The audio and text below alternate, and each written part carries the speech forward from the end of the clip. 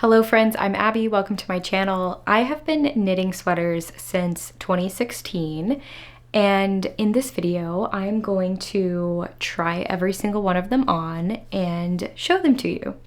We're going to do this in chronological order, starting with the very first sweater I ever knit back in June of 2016, which sadly no longer exists because I frogged it. I saw a YouTuber who I followed, a knit tuber, making the Rockaway cardigan, and I wanted to make it too. I knit this out of a chunky acrylic wool blend from Sirdar, which is a yarn company that no longer exists, and I never finished it. I got to the point where I needed to seam it all up, and I didn't really know how to seam a sweater. My seams weren't lining up and they were very bulky, and I was really unhappy with the way it turned out.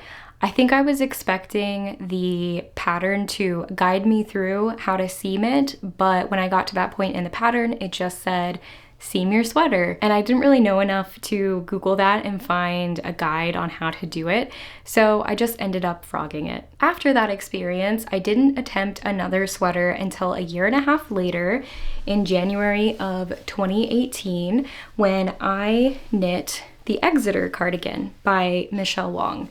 I was very proud of this cardigan. I knit this out of Knit Picks Wool of the Andes, and it is a long cardigan with pockets, and it is fully cabled. The back has all these beautiful cables and this shawl collar, which you're supposed to seam down, and I never ended up doing that properly. And I did wear this one quite a bit. It's very warm and heavy, but I was very proud of it, and I still am. I also learned about seaming. I looked up other tutorials, and I learned how to properly seam a set-in sleeve, and it went much better this time. A few months later in April, I finished my next sweater.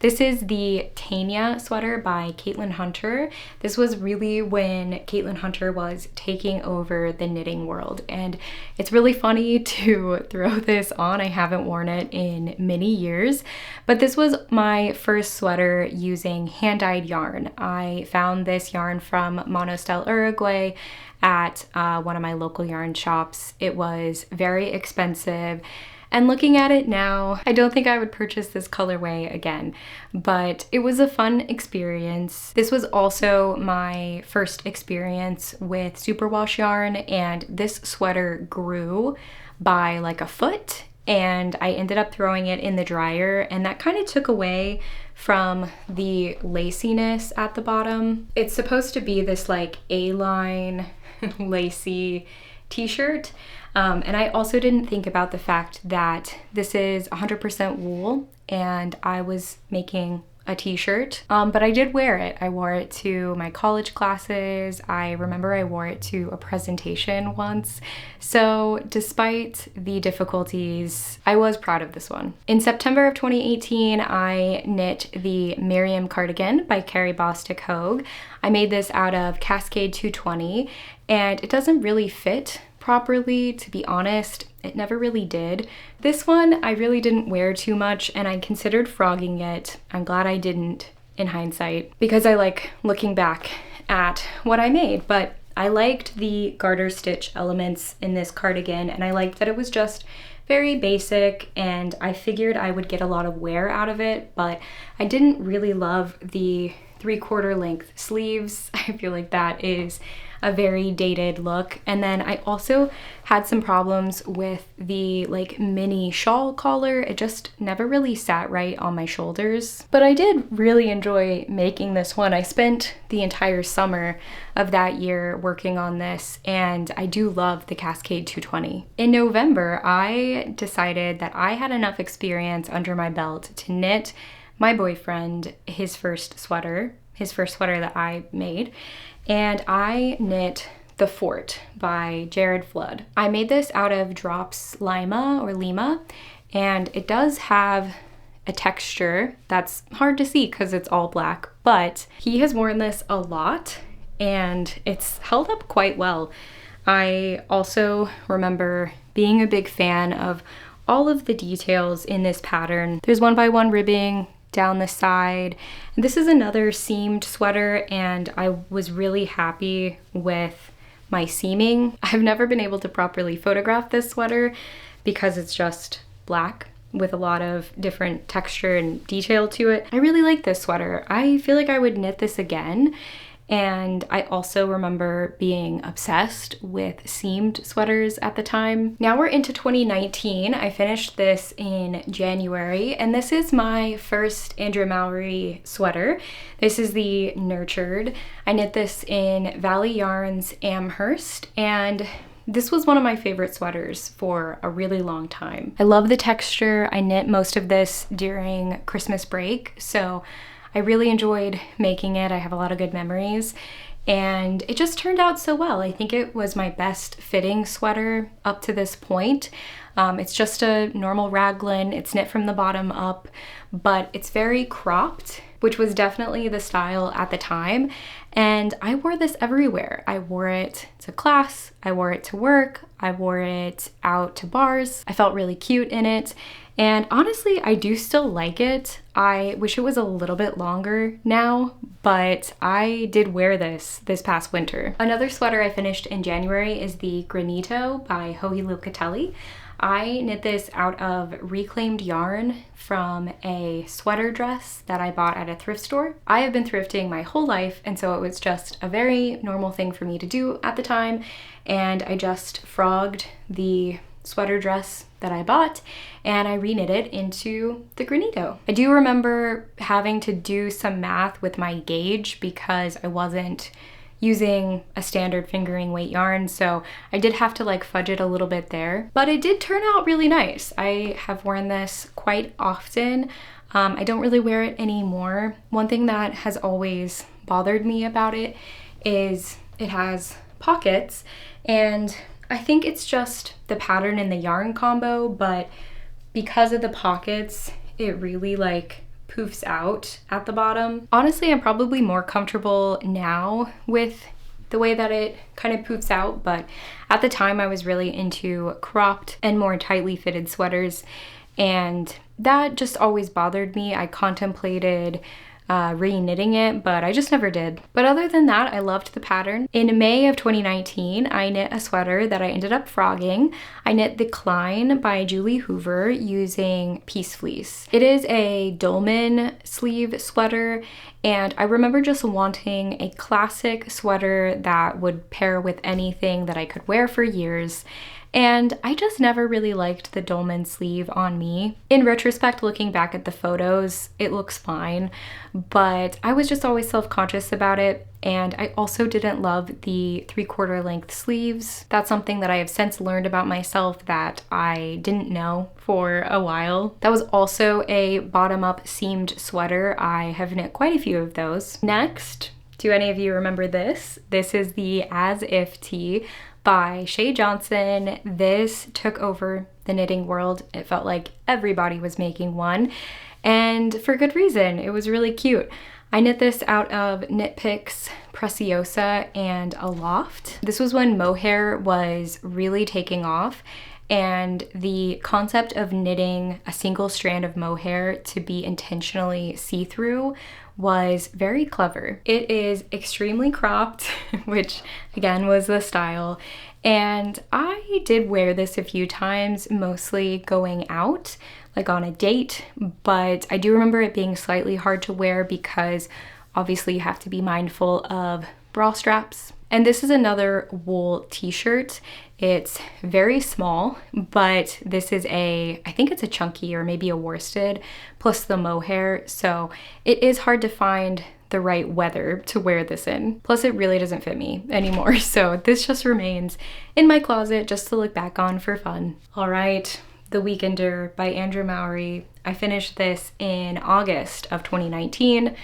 And this was really the peak for boxy boat neck sweaters. This might be like one of the most popular patterns of all time, and it's kind of fun that I participated in it and made one because I historically have not always been participating in the popular trendy stuff. I made this out of a yarn from Classic Elite Yarns, which is no longer in business. but I wore this one quite often. It's very oversized, it's very boxy. It fits me better now than it did when I first made it, but I'm not really a boat neck person anymore. They kind of bother me. But I do remember really appreciating Andrea Mowry's pattern writing style and how she guides you through what you need to do. And it's funny, I didn't do the tubular cast on, but I did do the tubular bind off. So that was kind of where my skill level was at. My next sweater I didn't finish until a full year after that, in August of 2020. There were a lot of things going on at the start of 2020. And this is the Ursa by Jack Cieslak. I knit this out of Knit Picks Simply Wool Aran. And I'm not putting it on because it is quite tight on me.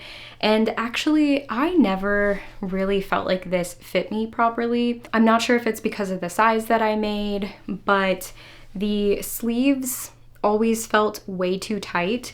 And I think I just didn't like how this chunky wool combined with the brioche that just added some bulk looked on me, which is a shame because it's a really cute sweater. This is another one that blew up in the knitting world, and it just has like a fun, clever element with the brioche at the bottom. I really like all the elements of this sweater. It's shaped nicely and it looks really nice. It just never ended up being a sweater that I felt comfortable wearing. Another sweater that I finished that August is one that I frogged. This was the Kala by Megan Nodecker. I knit this out of Cloud9 fibers. It was some sort of cotton blend. And it's a cute top, but I knit it and I wore it a few times. Then I lost some weight and it didn't really fit me properly and I wanted to repurpose the yarn. That same August, big month for finishing sweaters for me. I think I was working on all of these for quite a few months and I just finished them all at once. But this is the Fern and Feather by Jennifer Steingass. Obviously Jennifer Steingass is a big designer, but the Fern and Feather specifically really took off. And I feel like every knitting podcaster at the time was making this. This was my first colorwork sweater and I knit this out of Istex Let Lopi, which has always been a little too scratchy for me, if I'm being honest. I can wear it if I'm wearing a shirt underneath it. I ended up knitting this a little too big and it never quite fit right in the body, but it is very warm, so I like to take this camping and like wear it around the campfire. Also completed in August, this is the Ducat by Kate Davies. This is just a classic raglan top down with this kind of slightly interesting rib at the bottom. I don't remember there being many patterns with long ribbing like at the bottom and on the cuffs. And so I think that's really what made this one stand out and get so popular. But I actually had a lot of fit issues with this sweater. I did podcast about it, so if you followed me back in 2020, you might remember me talking about it. But I basically just cast on a size that was too big for me because I was measuring my full bust and I was just following the pattern based on that. I didn't know about the upper bust, full bust difference yet. And so the sweater was ending up way too big. I didn't realize that until I had already finished the body. And my yoke depth was too deep and my sleeves were huge. This was also a time when designers were grading raglan increase rates the same across all the sizes. And so sometimes with raglans, if you were knitting a larger body circumference, you would end up with giant sleeves. That's what happened to me, and I tried to retroactively fix it by doing a bunch of rapid decreases right after picking up the sleeves. But in the end, I never loved the way that looked, and it constricts my arms slightly, so I never loved this one, which is a bummer because I liked the color quite a bit. I forgot to mention this is out of Quince & Co. Chickadee. Next is a sweater that I spent hours and hours on and have literally never worn. This is Daffodil by Marie Wallen. I knit it out of Rowan Felted Tweed, which is an expensive yarn. I had no business making this. I don't know why I made this. This isn't me at all. But I think I was really just looking for a complex, interesting, intricate knit. And I kind of wanted to go back to seamed sweaters. I thought that would like fix all my problems or something. But you can kind of see it happening right now. For some reason, like this just never blocked out nicely. I feel like it just kind of pulls strangely, and yeah, you can totally see my bra through it. But yeah, I don't know why I made this. It took forever. I do have a vlog on my channel of me finishing it or making progress on it. I mean, the lace and cables are pretty and the yarn looks nice. It's a little itchy, but this is just not my style. I didn't like my body in it when I finished it, and I never really talked about it. Next is another Andrea Mowry. This is the Velocore. I finished this in February of 2021. I knit it out of the Fiber Co. Cumbria, and I can't get this neck over my head. I think it's because of my bun. So I'm not gonna put it on, but I did wear this quite a lot, despite it being another wool t-shirt. One weird thing that happened is the cable stitches on both sides like broke, and I've never repaired it, so I haven't really worn it since. The second sweater I knit for my boyfriend. This is my boyfriend's cardigan by Chris Berlin. And I knit this out of Blue Sky Fibers Woolstock worsted. It is just a giant brioche, or maybe half brioche cardigan. It's extremely long. He wanted it super long. He loves it. He wears it relatively often in the winter, and I think he looks really cool in it. It is a raglan style, and it took me ages, but I also finished it in February of 2021. In May, I knit Wool and Honey by Andrea Mowry. This was a big one for me. This was my first time knitting with Brooklyn Tweed. It calls for their Loft yarn. Rest in peace, Brooklyn Tweed. And I also made quite a few modifications that I was very happy with. Although I do remember that I basically ran out of yarn. I used every single inch of the yarn that I had. And so the sleeves are a little tight and a little short, and I don't love that about it. But a couple things I did, I moved the sleeve placement so that there was a little bit more fabric in the front rather than the back. And also, if you know this pattern, because this entire sweater is in garter stitch, there is a seam that goes down the back. And once I got to a few inches in, when the honeycombs start to diverge, I really hated that seam. I switched to helical knitting to get rid of that seam or jog, which took quite a few brain cells to figure out, because in this stitch pattern, the beginning of round changes basically every round, if I remember correctly. And I couldn't find anyone talking about how to do helical knitting when your beginning of round changes. Because if you've done helical knitting, it all revolves around where you drop your yarn and pick up your new yarn. And I figured out all the fundamentals about it. I wrote it all down on a whiteboard, and I figured out how to continue helical knitting when your beginning of round changes. And I was going to make a video about it, or at least like write up how I did it all. And my cat scratched off all of the markings on my whiteboard. So I lost all my notes, and if I were to tell you how to do it right now, I would need to start from scratch and figure it all out again. Literally, as I was taking this sweater off, I heard a pop and the bottom hem just ripped. Never had that happen before. In November of 2021, I knit the Eros sweater by Petite Knit.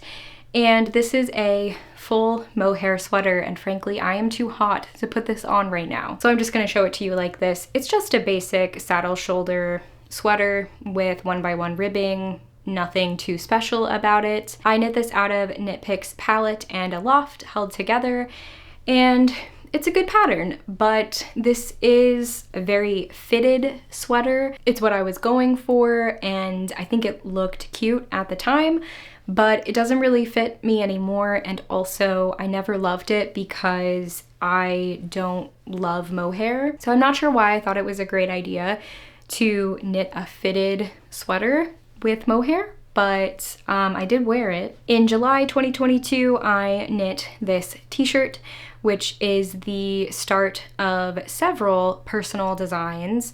I went through a phase where I really wanted to just design all of my own sweaters. I had this Knit Picks Lindy chain in my stash from another project that didn't work out, and I decided to use this stitch pattern, which is like these mini cables, and I designed this set-in sleeve, somewhat fitted t-shirt with this cute little detail at the bottom and the V-neck.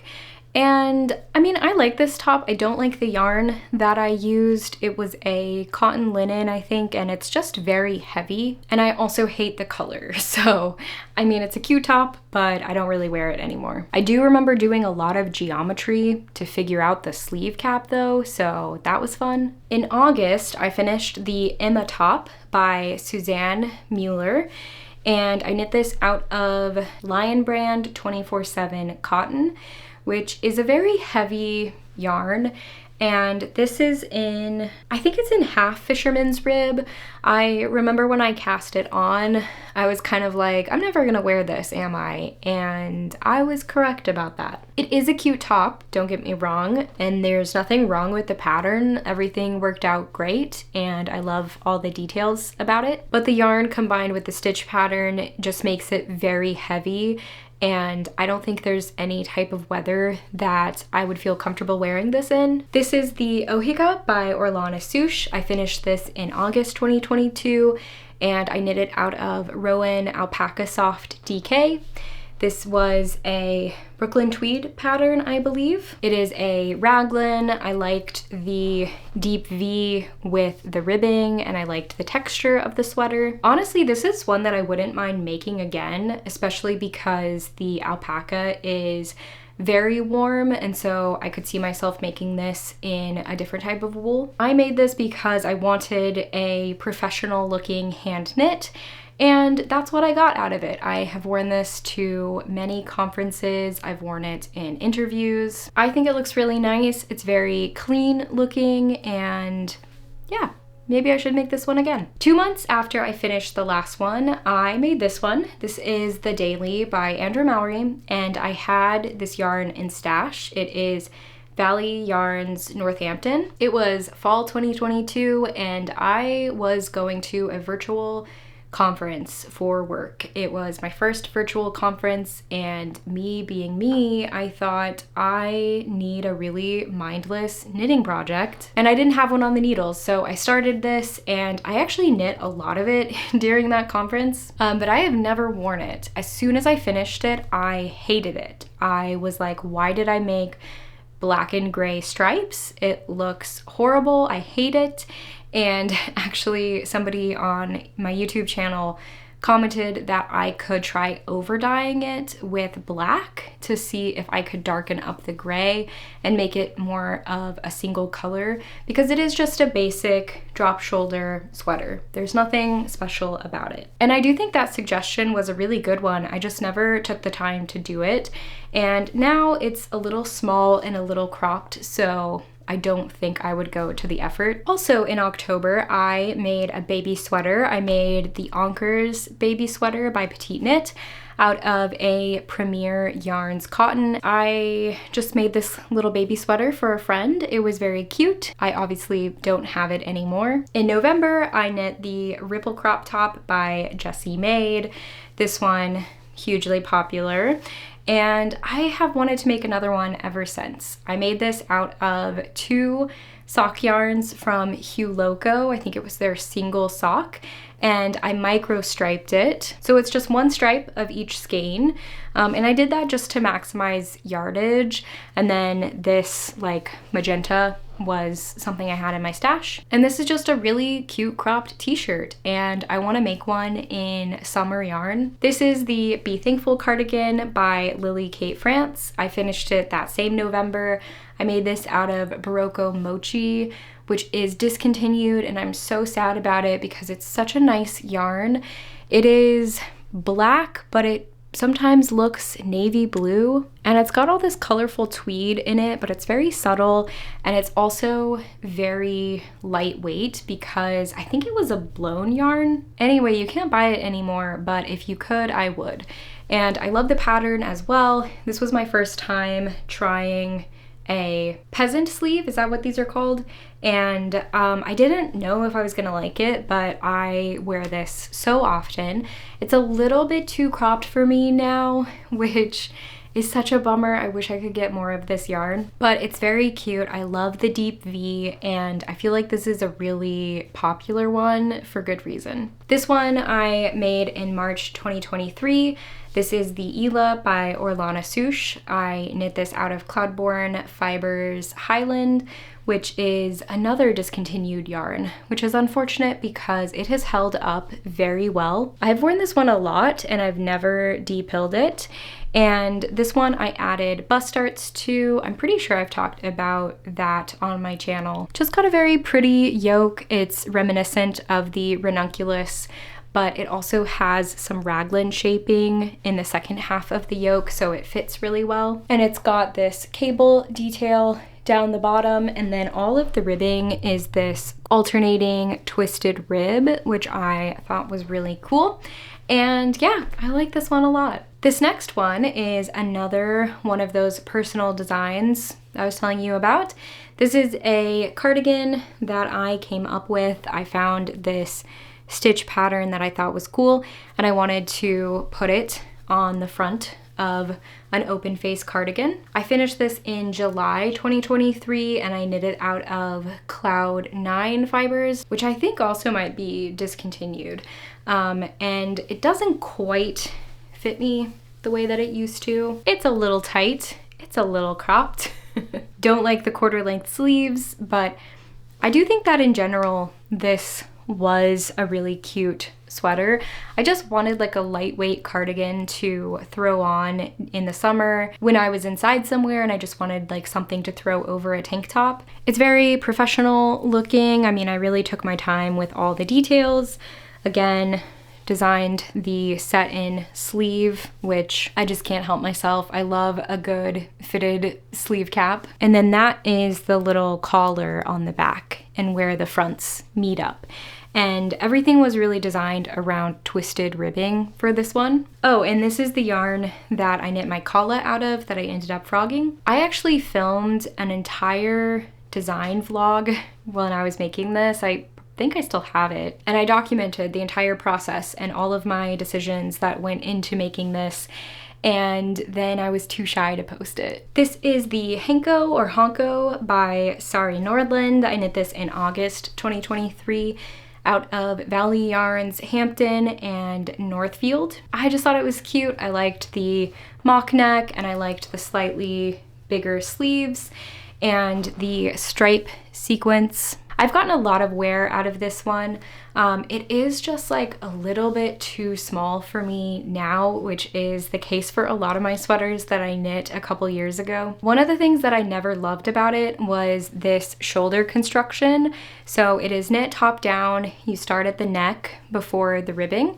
And actually, no, I think you start with the ribbing, and then you do all of these increases to shape the shoulders, and then that turns into a drop shoulder. And it's always felt pretty tight on my shoulders. It's kind of pulling against my neck, and yeah, it just feels really tight. Like there's no stretch in these increases. So it's not my favorite type of construction, and for that reason, I've never knit another Sari Nordland sweater, but I should try some of her other constructions. In September, I finished this sweater. This is another personal design, but I created it after a commercial sweater that I saw at Mango. I just really liked it and thought that I could recreate it. And I actually had most of this yarn in stash already, so it was just a fun thing to put together. I knit this yoke 3 times, if not 4 times,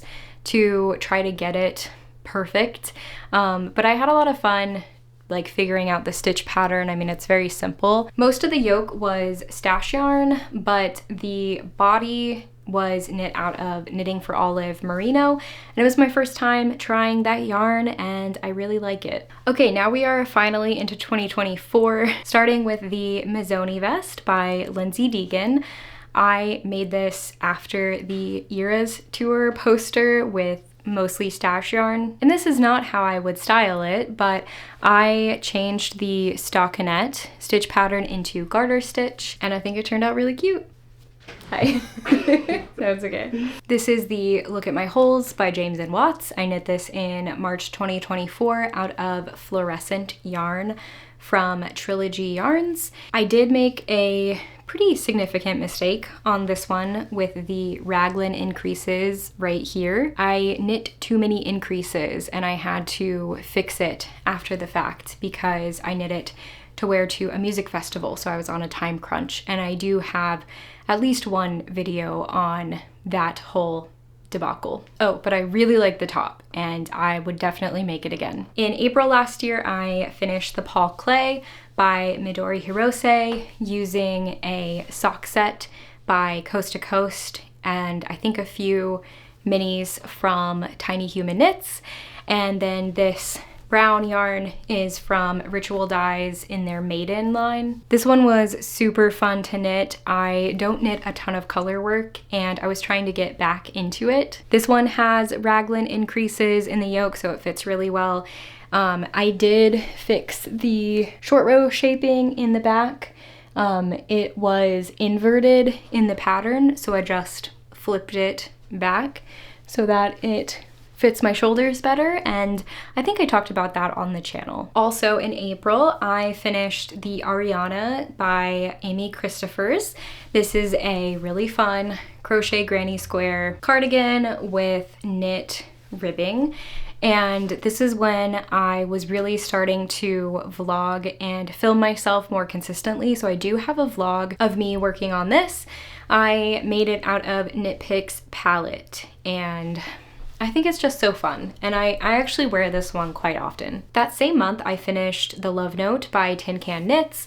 I have a whole project vlog on this sweater, and I talk about how I added bust darts. I knit this out of Knitting for Olive merino and soft silk mohair, and I would wear this more often if it had full-length sleeves. So I wish that I had put full sleeves on it, but I think it's still cute. In June, I finished the Sunshine Tee by Andrea Gone. I knit this right after she released the pattern. I love it, no notes. I made it out of Sandnes Garn Tin Lena. I love the color, I love the yarn, I love the design. I wear it all the time. I wore it just the other day. I added the bust darts that are included in the pattern. It is just a fitted set-in sleeve t-shirt that you start from the top down and then you pick up the sleeves to knit them in the round, and I love it. Next is my Sheep Camp by Jennifer Berg. I finished this in September. The yoke is knit out of Spin Cycle Dyed in the Wool and the rest of it is knit out of Cascade BFL. And I love this sweater. The Spin Cycle did bleed and it was really sad, and I did film all of that, but I was able to pretty much fix it. You can still see the color bleeding a little bit, but it's okay. I love this design. This was part of a knit along and it was really fun to participate in. Real quick, I'm gonna interject with this sweater that I forgot about. This is a sweater I knit in 2022 and I knit it from that piece fleece that I had frogged from my Cline. And this is one of my own designs. The reason I knit it was to create like the perfect fitting sweater so that I could start making sweaters that fit me better. I was inspired by the idea in the sewing world where you make a sloper to figure out all of your measurements and use as like a baseline for future projects. So that is what I did. I took my sweet time with this one. I re-knit it a bunch of times. It is bottom up, it's seamed. I fully designed it, so I didn't use any patterns to make this, and I designed it around my exact measurements at the time. So I put in bust darts, and it still fits quite well. It's supposed to be a perfectly fitted, like no positive ease, no negative ease sweater. And I wouldn't say that I reference it now, but it did teach me a lot about how to fit sweaters. I learned about upper bust and full bust, and from this point on, I got a lot better about making sweaters that fit me. Next up is my Traveler hoodie by Mowry. I finished this in November of last year out of my hand spun. I have a whole video, well, I have two videos. One is a project vlog of me finishing the sweater, and the other one is an analysis of my first hand spun sweater. Love this one. I wear it all the time. I'm very proud of it. This is the Sawana by Denise Otter from Pom Pom magazine. I knit this out of the yarn that the pattern calls for, Sandnesgarn Borstet Alpaca. It is brioche, it is cabled brioche, it is fluffy, fuzzy alpaca. It's extremely warm. I think it fits me really well. I was very impressed with this pattern, and I loved knitting this. Right after I finished this in December, I wore this out with friends, and I did not need a coat. So be aware, it is very warm, but it is such a cool sweater. My first sweater of 2025, this is the Bone Bone by Mayuki Watanabe, and I have a whole project vlog on this one. In February of this year, I finished this fade sweater. This is using an Advent fade set by Tanis Fiber Arts, and I just came up with a simple raglan to show off the fade. I think this one's really fun. It's very different for me, and I knit it extremely quickly. And lastly, this is the Un by November Knits. I knit this out of Knitting for Olive Heavy Merino, and I have not shared this on the channel because I just finished it. Look at that, so cute. And I will be telling you more about this sweater in my next podcast episode, which you will see in just a couple weeks. So I'll see you then. Bye.